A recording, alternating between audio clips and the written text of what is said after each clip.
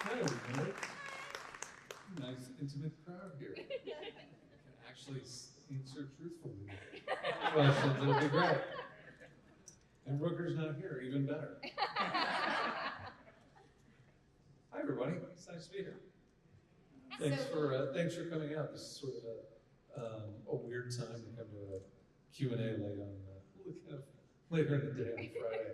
So ask whatever you want. Fans. Yeah.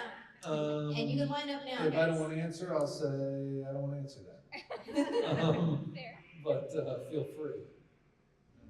Also, you have privilege of being the celebrity here at this panel, and that means you can talk about any topic you want. It doesn't have to be one of the questions. That sounds good. I'm not Dealer's sure choice. if there's anything I want to just talk about outright, except for maybe how well the Clippers are doing so far this year. But I'm not sure that's going to be terribly exciting for anyone. So, yeah. Any questions? It's going to be a short panel. All right, I got a simple question. So, what do you think your character Kraglin was doing during the events of Avengers Infinity War? Well, I more or less know the answer to that, so I can't answer. I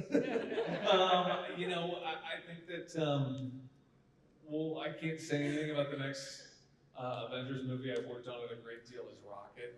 I can't make any sort of comments about Kraglin other than to say that I think we'll find out what a lot of the members of the MCU were doing that we didn't get to see. Yes. Thank you for answering.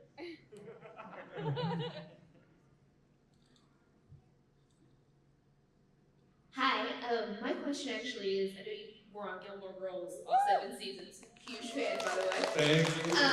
Do you have any funny behind the scenes stories that you just adore telling or anything like that? From Gilmore Girls? Yes. Oh my gosh. Probably too many, actually. Most of my favorite memories from Gilmore Girls were the nights when we shot very long hours on Gilmore Girls because there was so much dialogue. We would go very late into the day a lot. And particularly as the week went on, we knew we were running out of time more and more to get our whole weekend. So a lot of times on Thursday and Friday nights, we'd end up with these marathon, we'd be shooting till 1, 2, 3 in the morning. And those are a lot of my favorite memories, are the scenes in the town hall meetings, which is everybody would be there. There'd be so many people on set. Right. And we'd be working late in the evenings, and at some point, Liz Torres and Sally Struthers would start breaking into song, and I think everybody would start to get a little loopy.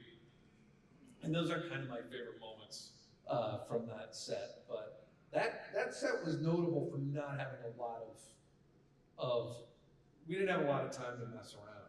Right. Because it was always so hard to get our days. So we were pretty serious on that set. But I love all those people a great deal. Awesome. Thank you for answering the question. Sure. I don't know if I have to go all the way around. One, congrats on your engagement. Oh, thank you. Very excited for you. Yes, I'm excited to be engaged. It's nice. I'd like to know that feeling one day. Do you think if they wanted to do another revival, would you be in for it for Gilmore Girls? I'll always answer the phone when Amy Palladino calls. I can't imagine that would happen anytime soon. They're pretty into their show on Amazon, which if you haven't seen it, it's great. The Marvelous Mrs. Maisel is awesome, and I know that a lot of the other people from Gilmore Girls are kind of busy doing their other things now. But the way content is now, who knows? You never say never. Maybe down the road we can all find a way to get back together again. But as I said, if they work it out, they can always call me. But I never know. I like the hope at least. Yeah. Sure.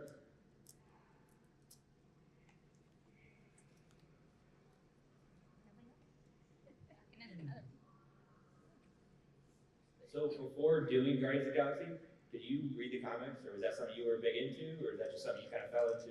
Or... Yeah, I was never, my brother James was really into comics, and still is, and kind of read everything. So I would get some trickle-down information from him, but I never read a lot of comic books.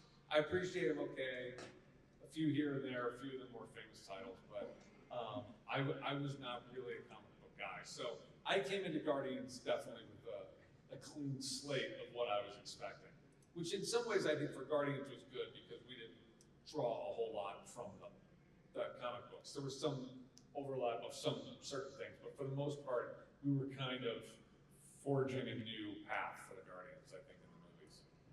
Thank you. So talk a little about your process of being Rocket and how the mocap thing happened for you. Had you done that before? Is that new to you? No, I had never done it. The idea there was that my brother really wanted somebody he trusted to play Rocket on set, and we knew that we were going to have to try to create this character to make it seem believable. But the actor who was doing the voice wasn't even cast when we started the first movie, and Bradley Cooper didn't end up being cast until the first movie was almost totally shot. So I was hired to sort of be assistant playing Rocket on set, and we didn't know how we were going to do it. So I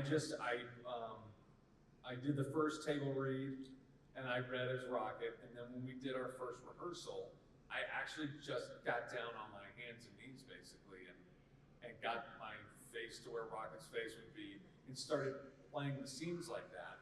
And oddly, we found that after you got over the initial weirdness of it, that it was the best way to go about doing it.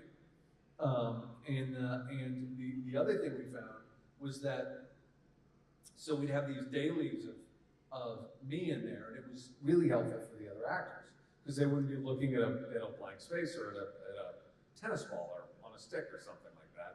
They'd be looking at an actual actor's face. And when they were looking at eyes, they'd be looking into eyes. And so we started to do the scenes like that. And then we found that the visual effects team really appreciated it. Because because creating Rocket was really tricky. And they don't do it through an algorithm. That's why it's not exactly motion capture. It's actually called motion reference. Because motion capture would be, I'd have a bunch of little lighted balls on me, and they would do it through a computer algorithm. But we don't do that because it would look fake. It's not, the technology is not there to turn a human face into a raccoon's face. So the animators have to do it more sort of old school, hand by hand. So they're really just looking at a reference and then animating that to the best of their ability. But it was really helpful to them to have a face that was doing what they needed to so they knew what the face was, should be doing, what sorts of faces it would be making, where the eyes would be looking, what the hands were doing, and all that kind of thing. And so we just, we decided not to mess with it. It was a really successful, and then eventually Bradley was cast and came in and did the voice for the first movie. And I think Marvel was really happy with it. My brother was really happy with it. It seemed like this sort of complete character, even though it's a bunch of different people, who go into making it. And so we just didn't mess with it. For the second movie, we did even more, they wanted even more reference shots than they had for the first. And then the same with, I'd done 2 movies like that. And then at Comic-Con in San Diego a couple of years ago, Kevin Feige took me aside at a Marvel event and said, hey, we really need you to do Rocket for the Infinity War movies that are coming up.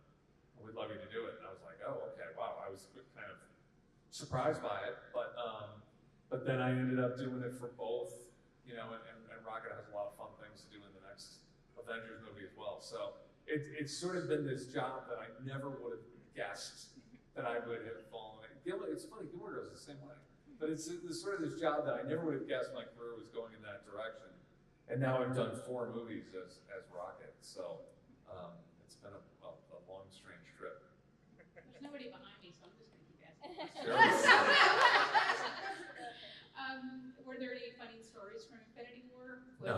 Because because the scenes of him calling you rabbit were precious. I loved working with Chris Hemsworth, and he was very helpful to me because I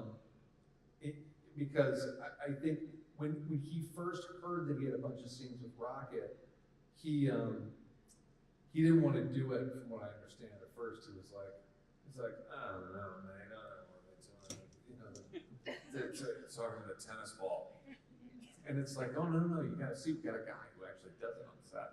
And so he was like at first he was like, he saw me actually doing it. And he was like, wow. But then he sort of told everybody else. So as I worked with some of the new people who I'd never worked with before, he would sort of prep them and say, you know, it's going to be very weird for a minute, but you get used to it.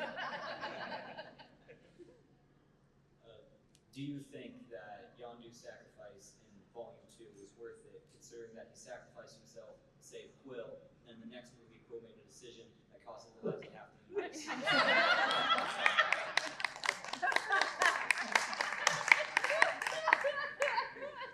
I think that's a question for you, and not a question for me. I let the audiences decide that. I think that I think that Yondu made a noble sacrifice, regardless of what happens in the next Avengers movie. But hopefully we'll see if there's ever some chance that Quill could possibly redeem himself from that horrible mistake. I don't know. In Guardians, your character, the way he talked, his accent and stuff, is that based off of anybody you knew, or did you just? No, you know, my brother wanted the character to have a little bit of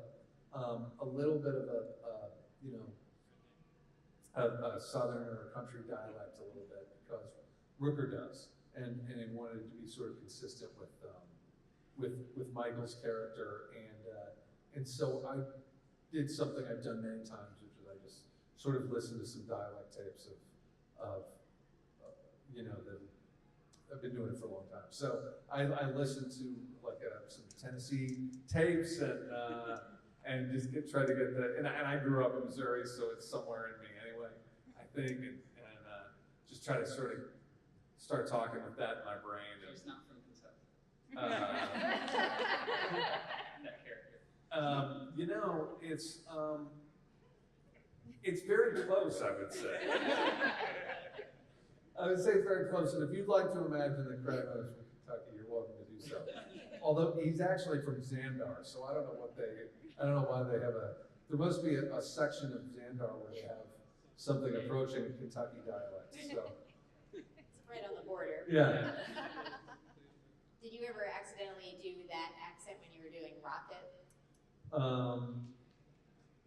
Accidentally, no. I don't think I did. But there were days when I would be playing both characters. You know, Rocket and Kraglin have 4 scenes together in the second movie, so those days were. It's gonna be crazy to flip that. Yeah, they are, and I like would have to go in and out of my wardrobe, because in the Kraglin wardrobe is stiff enough that I can't then get down and get as low as I need to get to play Rocket, so I would have to get in and out of wardrobe a little bit. Those are tricky days. Like it was something that I was like, oh, I'll be fine, I'll be able to do it. I'm always such a soldier about shooting things, I think. But it was hard. You got to really visualize. I always say that acting is really just, you know, it's mostly preparation and focus. And so on those days when I'm playing 2 characters, it's just that much more preparation and that much more focus, you know.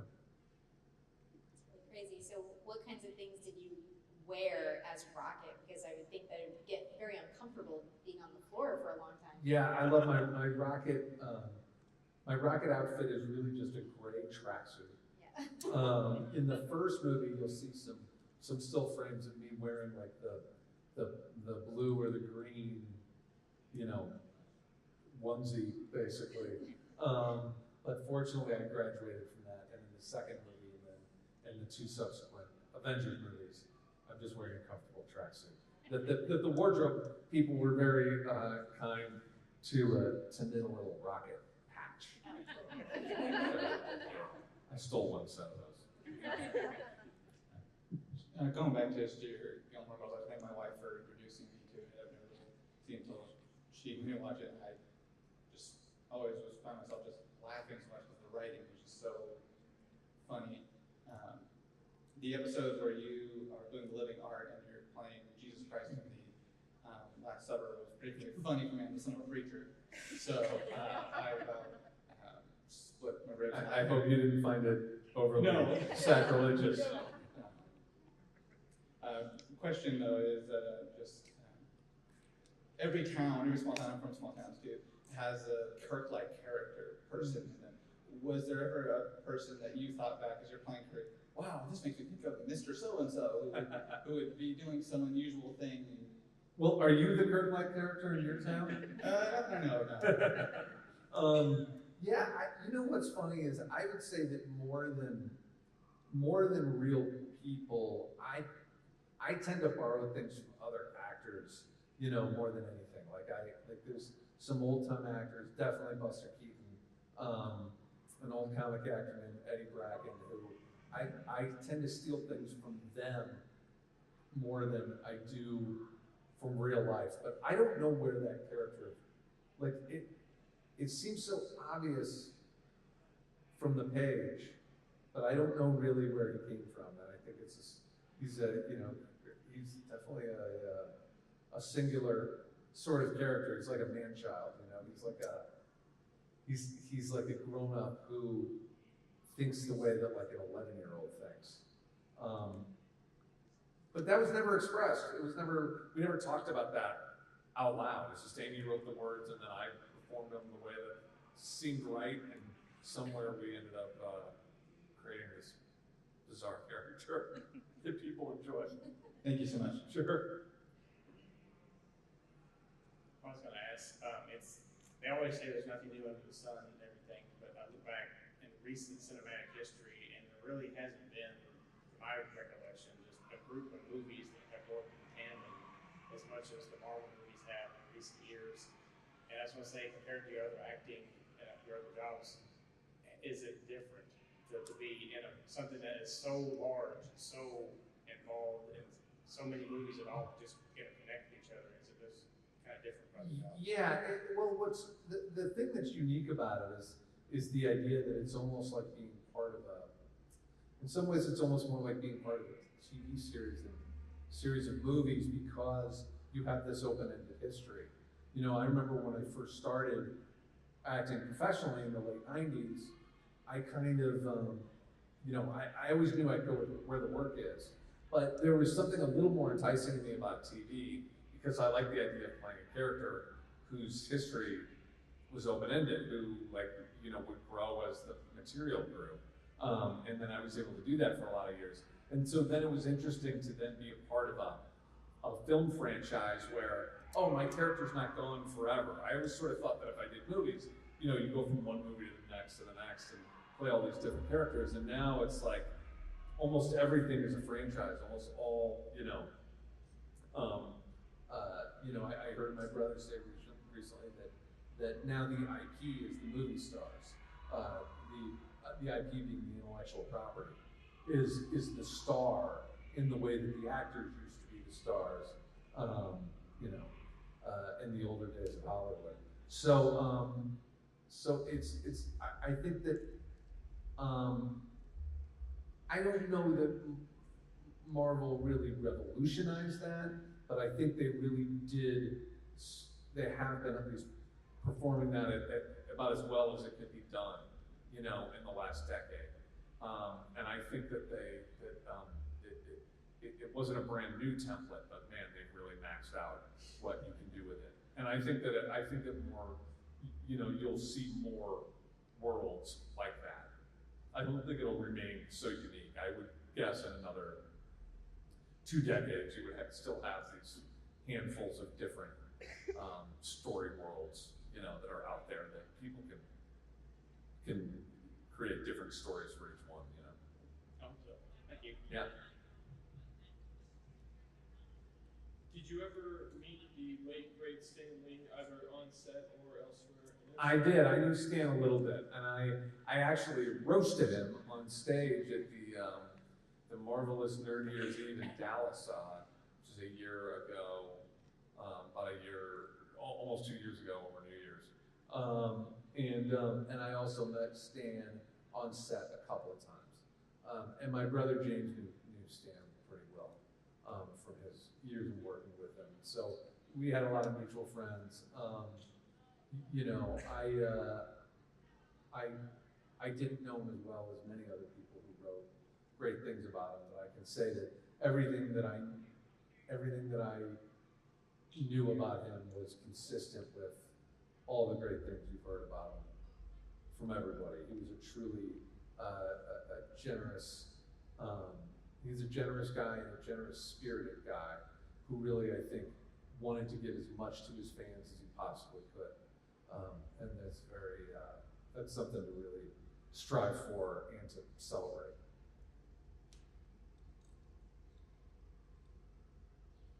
Changing gears a little bit, is there any fun behind the scenes stories from Super? Any pranks pulled? Super is an indie film with Rainn Wilson and Ellen Page and Kevin Bacon and Liv Tyler that my brother James wrote and directed. I'm proud of Super. Super was mostly just it was a real grind. You know, it was one of those, it was pretty low budget indie movie. I think we shot 18 days, something like that, not many more. So that was in Shreveport. It was real cold. It was funny, we were shooting in December, and we were hoping that if we went a little south, it wouldn't be quite so cold, and yet it was like 15 degrees in Shreveport, and it was freezing. Honestly, I'm proud of that movie, but the most notable thing about the shooting of it was that it was very difficult. I know that it was hard to get everything that needed to be gotten. There was a lot.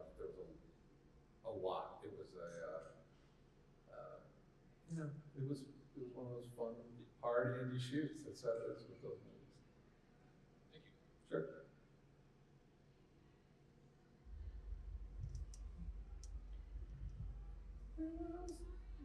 We can call it up. I'm good. I need a martini. How much did Disney screw up Guardians 3? How much did Disney screw up Guardians 3? I think we'll have to let future people make that kind of decision. I mean, someone asked me today about it, and I said, and I mean this sincerely, that I'm not in the business of trying to decide what a multi-billion-dollar company is supposed to do in a given situation, or even criticize them for any of the actions that they take. But I think there are certainly things about it that were unfortunate, and it is what it is, and time will figure it out one way or another, But I definitely think that everybody deserves a measured and considered objective look at the timeline of sort of what happens when people are jumped on for things that they did. What we need is more nuance, not less. We need people actually looking at what happened and not jumping to conclusions about outrage.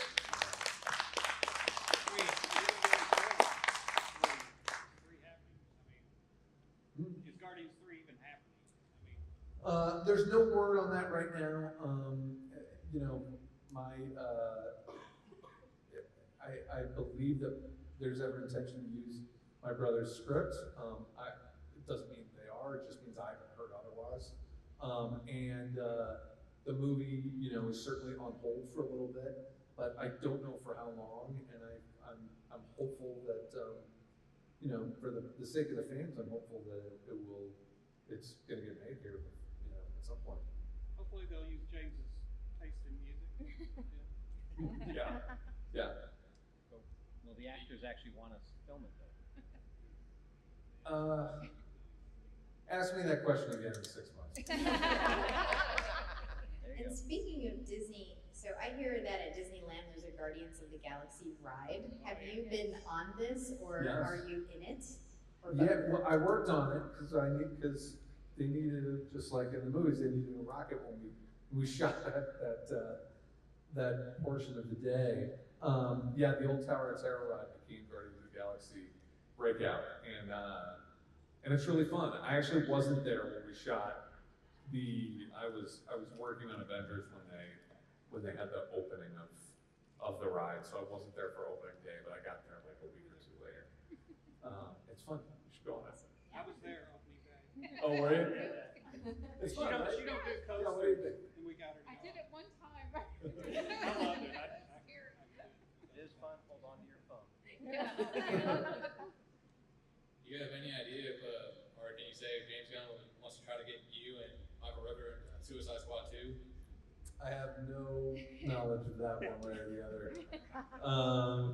We'll see. I don't know yet if my brother's going to direct Suicide Squad, but I think we'll probably know pretty soon whether or not he's going to direct it. He's definitely writing it, and I know he's very excited about it. We've talked about it, and he's pretty into his script that he's working on. At the end of Guardians 1, Peter obtained the Awesome Mix Volume 2 that he received from his mother years ago, and then in Guardians of the Galaxy Volume 2, he received the Zoom from Kraglin. Do you think that Guardians of the Galaxy 3 will be titled Guardians of the Galaxy MP3?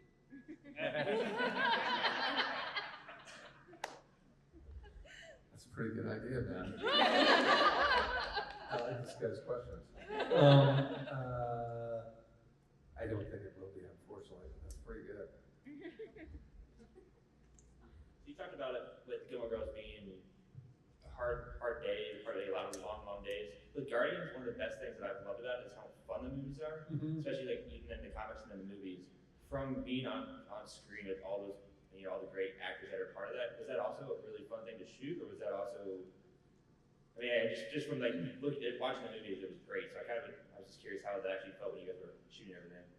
For the most part, though, it's a really good time shooting. I mean, it's a really, my brother does a very good job of vetting human beings as well as actors. So those actors are not only good at what they do, they're also really good people. And I'll get in the trenches with Chris and Zoe and Dave and Pom and Karen and not Rooker, but no, and Rooker, and at any time I would be happy to be with them day in and day out, trying to be creative and make a movie. Everybody's heart is in the right place, and yeah, it's not nearly as hard to make a big budget movie as it is like a TV show, because you're not as, yes, you're on schedule, and yes, days can be long and hard, but you're not as panicked if you don't make your day, whereas in TV, you got to, you have to, or you're dead. Yeah, it was a great experience. And then going and doing Avengers was like even so much, that was just bananas, because that's like every big movie star in Hollywood everywhere you turn. Pretty crazy. Awesome, thanks. Hey. You were just amazing at creating very unique, different kinds of characters. Is there any? Is there one that you've seen? You're like, I wish I would have done that. There's definitely roles that I auditioned for that I'm like, that would have been nice to have gotten that one. And every actor has those stories, and it's not good form to talk about what they are. There's no massive ones really, but no, there's a couple bigger roles I didn't get. But I do like the fact that I feel like, the characters, the two characters that I'm best known for, Kirk and Kraglin, and then some of the more recent characters I've played, like in Belko Experiment or in a few other things. The characters are pretty different, and I like that. I really am hoping that as my career goes on, I continue to play characters where, I like it when people see me for a few seconds before they realize, oh wait, that's that same guy. You know, like that's a good feeling to me. And so I hope I keep getting to do that. I'd love to play like more of a bad guy. But you know, I'm going to do a movie. The next project I'm going to do is a film where I play a character who's a little bit more of a regular dude, which I haven't done a whole lot of that, oddly enough. You know, like I'm definitely a character actor, and I tend to play characters that are sort of outliers. And so this next thing I'm doing is pretty grounded in drama and pretty much a normal guy, and so I'm very actually excited to do that. But I love not knowing what's next. Great. Well, just so you know, my husband and I look for your name before we look at something, and if you're there, we'll go see it. I love it. Thank you. Hi. We were lucky enough to see Michael walking around the booths upstairs, and he bought a particular item at a leather shop, and we were wanting to know if you got it. You buy it for me? He bought it specifically for you. Wow. No, but I don't want to spoil it. It's a really leather item interesting of some kind. Character actor. How close are you guys? It's pretty funny. I won't ruin it. It sounds like we're about to get a lot closer. It's very interesting. I feel like you should do another panel about whatever this gift is I gonna can't be. wait to see what this is. It's gonna be great. So where should everyone look for you next? Behind that booth. As I said, I'm going to do a movie very shortly, in a couple of months. But I probably shouldn't announce anything yet. But it's a like sort of smallish. It's kind of like a horror. It's sort of like a grounded horror movie that I like, that I think is good. I'm a big fan of the script. Yeah, things got thrown off a little bit because when Guardians 3 got postponed, I went from having like I'd been turning down work because I had work set up. And so then when that got postponed, everything sort of was thrown into chaos a little bit, and then I had a massive hole in my schedule where there wasn't one. So yeah, no, I'm glad I'm going to do another movie, and then I'm going to keep, I'm out there, so I'm, fight Italy, the actor's life for me. That's great, and great, we'll take one more question. Is there anybody that you've never worked with that you would love to work with? Oh, there's so many. I don't even, where would I start with that? Some of my favorite directors, I love Alfonso Cuarón. I love some new directors I've seen, but mostly for me, I think it's actors. I think my cup runneth over now with the number of great actors that I've been on set with and that I've worked with, and which I'll be able to talk about more after the next Avengers movie, because you'll see a bunch of new ones. I don't know who I would single out, but I mean, anybody whose work I admire. I'm very lucky to have worked with so many great people, and so I always look forward